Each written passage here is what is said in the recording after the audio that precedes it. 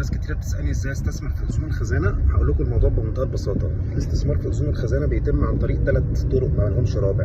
الطريقه الاولانيه انك تروح البنك بتقدم على طلب شراء اذون خزانه، بيقول لك جلسه المزاد بتاعت اذون الخزانه. الجلسه دي بيتم فيها عرض وطلب، عرض من البنوك لشراء الاذون اللي بتطرحها الحكومه او البنك المركزي بيستلف، فبيطرح فايده معينه ويخشوا في المزاد. المهم انت بيتم الشراء للاذون دي في خلال الجلسه دي من خلال البنك، بس لازم يكون عندك رقم موحد في البورصه المصريه عشان تعرف تشتري اذون الخزانه.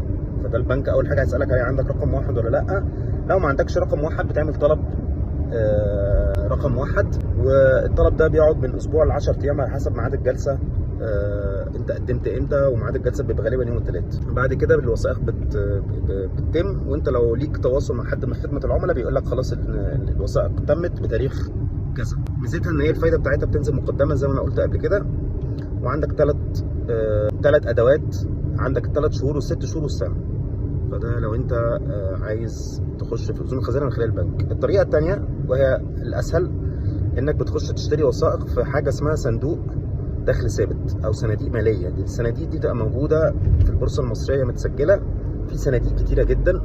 هحط لكم الرابط بتاعها في اللينك بتاع الفيديو.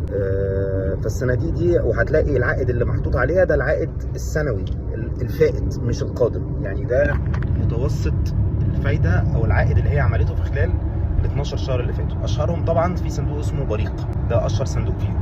الطريقه الثالثه وهي برضو هتديك نفس النتيجه، انك تحط فلوسك في حاجه اسمها كلاودز. دي هو من الاخر هو برضو صندوق، بس شكله من بره، الغلاف بتاعه من بره شكله يديك ايحاء ان هو زي المحفظه او زي الحساب بتاع البنك، زي الحساب الجاري. وده طبعا اشهرهم هو ثاندر. في ناس تانية عامله الكلاودز دي، بس ثاندر هو اشهر واحد. وثاندر عامل لك اوبشنين، عندك اوبشن الحساب اللي هو اليومي، لو عايز تشتري او تحط فلوسك في الكلاود ده او الحساب ده بشكل يومي، هيديك في المتوسط عائد 17% عائد سنوي. لو هتحطه في الصندوق الشهري، يعني لازم ما تسحبش فلوسك غير بعد مرور شهر، هيديك حوالي 19 او 19 وشويه في المية.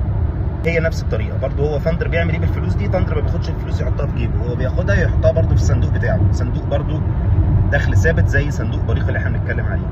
الصناديق دي بمنتهى البساطه هي بتشتري باذون الخزانه.